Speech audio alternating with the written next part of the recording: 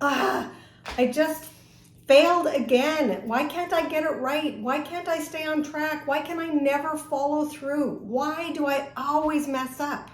Or maybe it's like this. One bad decision turned into a binge session, and now I might as well just ditch it all because I messed it all up. If you can relate to any of those things, trust us, you are not alone. You are not the only person struggling to lose the weight.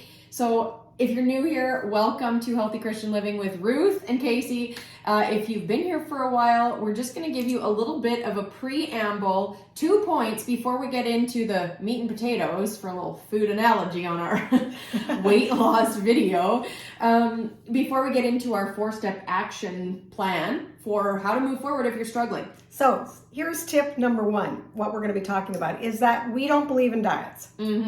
This is the preamble. We don't believe in diets. However, we do believe in living at a healthy weight and that we are called to treat our bodies like a temple, not a trash can. So why don't we go ahead and talk for a minute about why we don't believe in diets? Good idea. Well, first and foremost, diets all start with this negative starting point. Because if you're like us, you've all done the Monday morning perpetual diet. Or the start tomorrow. Yeah, start tomorrow. But, all weekend you go, well, I'm starting on Monday. Well, I'm starting on Monday. And you're dreading it. You're like, in your mind, you're going over and over, oh, I got to start on Monday. Got to start on Monday. Oh, I'm going to be suppressing everything. I won't be able to have any good food. I can't. You're just dreading Monday morning. Yeah, and so you're probably like overdoing it on all of the foods that you're telling yourself you're never going to eat again as of Monday morning. Like you're probably having tons of bread and you're probably going out for ice cream and out for dinner and fries and burgers and milkshakes because the diet starts Monday. So you better get your fill of all that crap before you start the diet on Monday. Because you can never have it again, and you're going to stay true to yourself on this diet. Yeah, but can you see how that creates an insane amount of obsessive thoughts about food? Like all that does is create this obsessive compulsion going on in your head about what you're not going to eat, what you will eat, what you're trying not to eat, how much you want to eat the bread and the chocolate and all of the things. And so it's just not a healthy way for our mind to live. I'm going to say you're already grieving the process of losing everything that you love because food is so much to so many women. And so that's horrible. Doesn't that sound horrible? It sounds horrible to us. I don't want to do that. That's right. In fact, it also makes you just, like you said, overindulge, which is not what the Bible calls us to do. It talks about moderation. It talks about gluttony. It talks about having self-control. That's not it. No, exactly. And so, that's really why we like to talk about firing your diet. But we still want to lose the weight because we want to live at a healthy weight. We want to honor the bodies that God has given us. And there's a statistic that we haven't talked about for a long time, but it's this, that for every 5 pounds of weight you lose, you take 20 pounds of pressure off your knees. That's mind-blowing. If you've never heard that before, let's repeat it. It's not us saying this. This is doctors and science and surgeons saying this. For every 5 pounds you lose, you're taking 20 pounds of pressure off your knees. 20 pounds of pressure off your knees makes you feel so much better already. Yeah, and all that takes is 5 pounds gone. And so, you know what? If you are struggling right now with pain in your joints, we want to encourage you that living at a healthy weight is so important for that. And all of these crazy intuitive eating movements that are like swinging the pendulum so far to the direction, and the body acceptance movement and the fat acceptance movement that are swinging that pendulum so far to that extreme, that's not about health. And we want to be, we want to love ourselves no matter where we're at, because that's part of the journey too, is learning how to love who God created you to be no matter where you're at. Yeah. But we want to take the very best care of our bodies. And that doesn't mean living at an unhealthy weight where we're putting too much pressure on our joints. And our organs are struggling at that point too, with all of that extra weight and all the visceral fat and all of the things. And so we really, truly believe in living at a healthy weight. Yeah. So you might think, well, Ruth, Casey, how do you fire your diet and lose the weight? That sounds kind of silly. Yeah. And we get that. And it sounds like you're just trying to put a positive spin on another diet, right? That's right. We get told that a lot, actually, or asked that question. But we're going to just tell you, we need to learn to love a new healthy lifestyle that incorporates healthy foods and not all the processed trash into our bodies. We love the verse that talks about treating your body like a temple. And we always say, not a trash can. Yeah. Because when we're filling ourselves with all the extra chemicals and additives and preservatives and sugars, because there's over 70 words for sugar, then it's no wonder that we get these inflammatory issues in our body and our joints ache and we gain weight. We need to reclaim that health, and it's really by getting back to basics, but it's living a lifestyle that is sustainable, and that's not a diet. Exactly. And so there's a couple distinctions that we like to make between diet and healthy lifestyle. Healthy lifestyle is about the fact that you get to choose what you put into your body. And we always like to say one healthy meal doesn't make you healthy and one unhealthy meal doesn't make you unhealthy. What we have to do is we have to choose to make decisions that are honoring to our bodies and that line up with our goals. And so that means if you are trying to lose weight, then we can't be going to the fast food joints for, a couple meals a week, because we're not going to lose weight that way. But that's a choice that we get to make in order to achieve our goals. That's not saying I can never go there again. That's right. There's a big difference. It's about choosing. It's about being in control of the food rather than having the food be in control of you. It's also about taking responsibility for the decisions that you're making, because no one's forcing you to go through the drive-through, and no one's forcing you to put all that sugar or all those extra chemicals into your body. No one's forcing you to do what you don't want to do. So here's the thing. We need to take, like you said, take control over the decisions that we make. Another big distinction between diet and healthy lifestyle is a healthy lifestyle is all about learning to love yourself today. Love yourself enough to treat your body well versus punishing yourself all the way into another diet because you don't like what you see in the mirror, right? I love that point because, we talked at the beginning, we all dread the diet.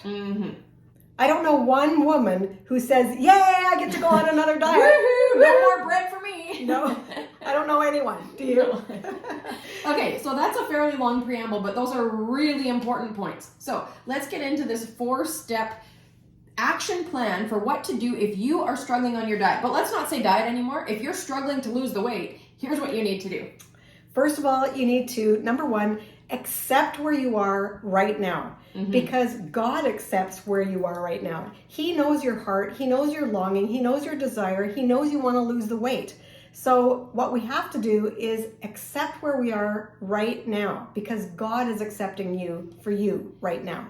Yeah, and even if you've just gone through like a terribly bad day, like maybe your worst binge ever, maybe you starved yourself all day to save up for, some cake at a party and you binged on that cake, right? Yeah. Maybe that's what you did. Maybe you just messed it all up in the morning and you ate all day long. Maybe you had fears about not being able to do it, or overwhelm or stress. There's so many things that it could be. Yeah. That you just kind of go, I can't do it. Yeah, and then we just beat ourselves up and we don't want to acknowledge what's happened. And so instead what we do is we just ditch everything, and then we turn to these terrible coping mechanisms because we don't know how to manage what we're feeling.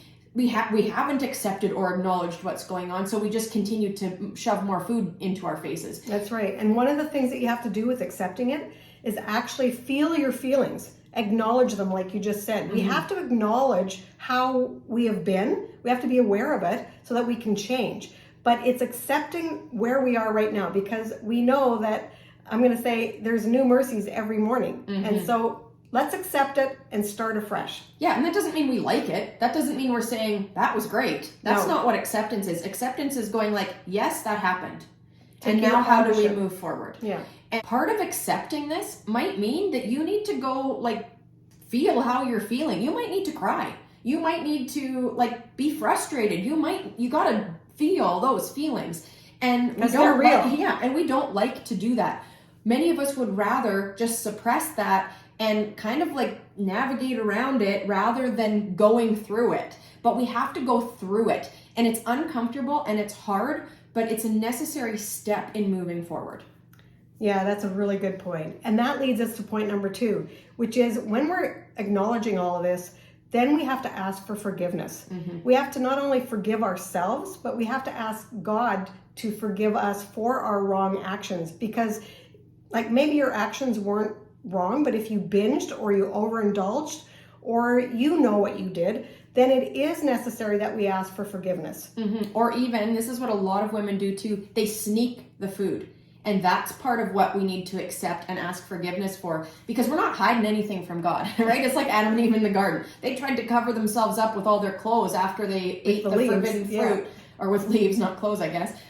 But God knew, right? And so we can try and hide it, and we might think we're hiding it from our spouse or from our kids or from our friends or from whoever, but we're not hiding it from God. No. And when we are doing that, what we're doing is we are letting that food hold a lot of power over us, because what we hold in the dark, what we hold in secret, carries a lot of power over us. And when we can bring it out into the light and accept it and then ask for that forgiveness, wow, there is freedom in that. Yeah, and that leads you to point number 3, which is surrender.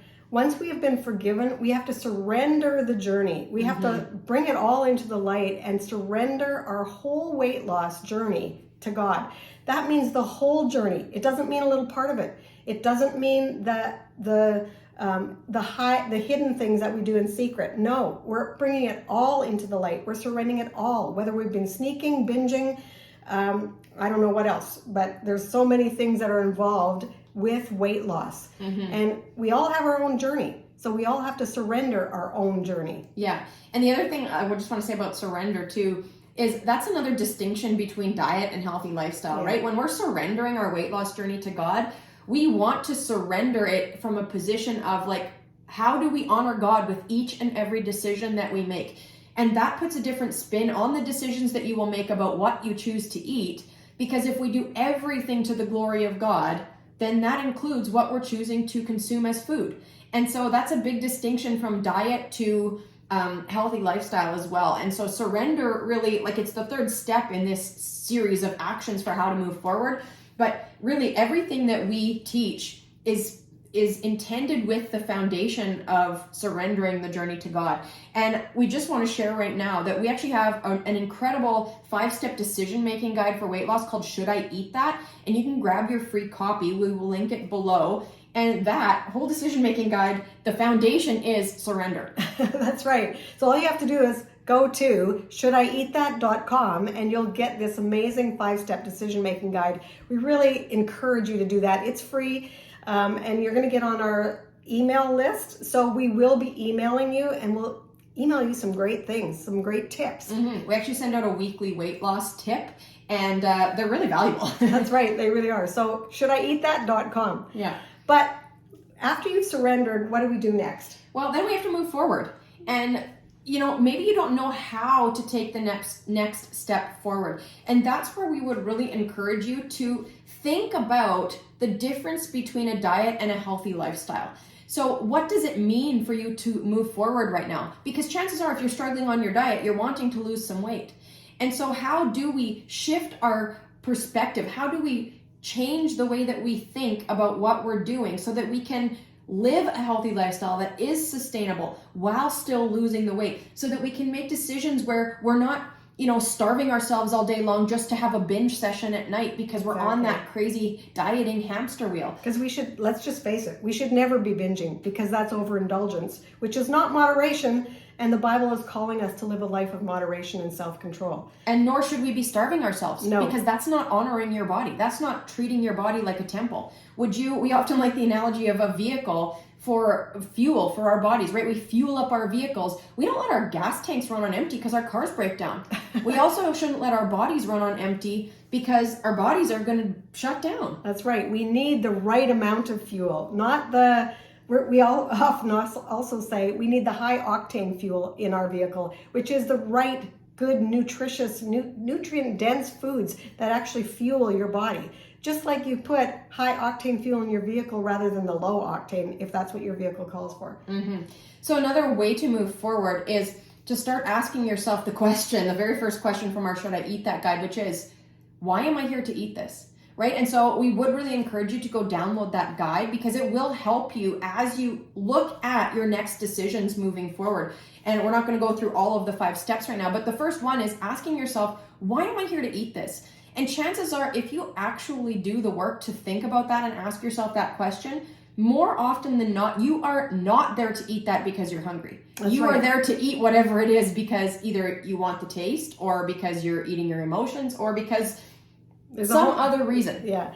But it's really, really important that you really consider that question. Should I eat that? That can change the whole trajectory of your entire life. It can take you from where you are now and help you reach your target weight loss goal. It really can do that with that one question, if you let it go deep. Exactly. And, if you are here and you're struggling with your diet and you're still here watching, we just want to invite you to subscribe to our channel, because we work hard at putting out content to help you believe that it is actually 100% possible for you to lose the weight and keep it off. We know that it's possible for you, but you might not be believing in it yourself right now. And so we would invite you to subscribe and to keep watching as we put out more content. Comment below. It helps the algorithms. It will help more of our content show up on your feed. And you know what? It is possible. We have to start claiming that with God on our side, weight loss is possible without being on a diet. That's right. And so just realize that it is possible, and we know it's possible. Casey's lost 85 pounds at one time after her first pregnancy. She lost 65 pounds after a second pregnancy, and you might think, that sounds just overwhelming. I could never do that. Well, remember right at the beginning we talked about losing 5 pounds and it takes 20 pounds of pressure off your knees? Just try it for 5 pounds. Yeah, start with 5. See if it works for you, because we can't start with the end result in mind, because that's too mind-blowing. It's too overwhelming. It's too big. I lost 20 pounds. So if you have 5 pounds, 10 pounds, 20 pounds to lose, and you know how much better you're going to feel with just 5 pounds, try it. Yeah, exactly. And so again, go download our Should I Eat That guide. It will really, really help you move forward. And I think we should just do a quick recap on those 4 points. So here's how to move forward if you're struggling right now. Accept where you're at. Number 2, forgive yourself and ask for forgiveness from God. Number 3 is to surrender every decision moving forward in your weight loss journey. God cares about your weight loss journey just as much as he cares about all of the other aspects of your life. He really does. And number 4 is move forward. How do you move forward? You go to shouldideatthat.com, and that will help you move forward one step at a time. Exactly. So we always love to end these videos. We've already said it a few times, but we're going to say it again. Until next time, treat your body like a temple, not a trash can.